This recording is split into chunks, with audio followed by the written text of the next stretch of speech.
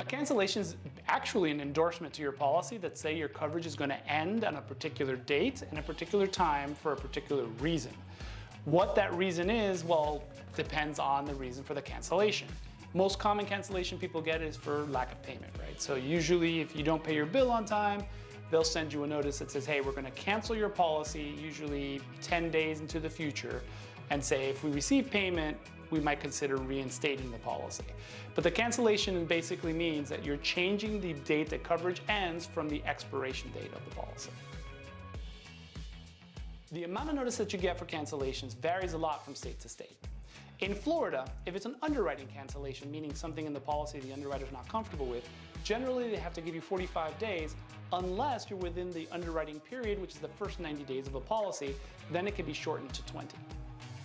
Cancellations for non-payment of premium, generally there you only get 10 days notice to be able to go ahead and make that payment and hopefully get considered for reinstatement.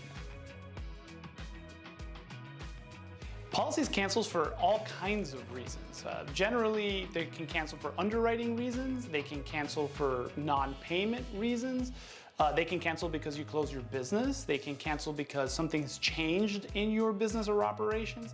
So cancellations will happen anytime that there's a need for that, right? So if you're closing your business, you send a request, hey, I no longer need this coverage because I no longer have that space.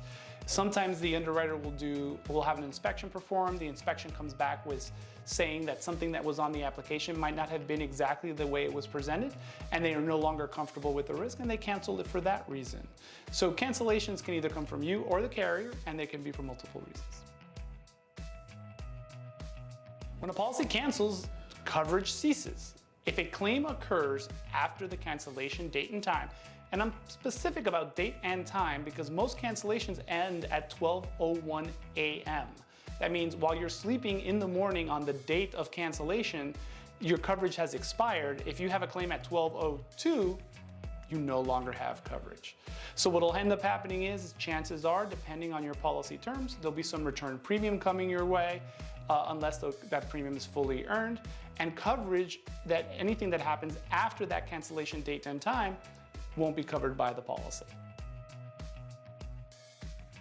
In most cases, it's possible to stop a policy from canceling, and usually that's called a reinstatement. That's because most cancellations are canceling for a reason that can be remedied, right? So if it's canceling for non-payment and you make the payment, you can have the policy reinstated. The carrier can choose to do that. If there was something going on your property that the underwriter was no longer able to do, and you've changed those conditions, so let's say you had a trampoline in your home and now you removed the trampoline, they may consider reinstating the policy. Now, it's important to understand that that is solely at the discretion of the insurance company. So if you have the company, if you've put the company in a position where they've issued a cancellation, you now are asking them to consider that reinstatement. And there are plenty of times when they can choose not to reinstate a policy.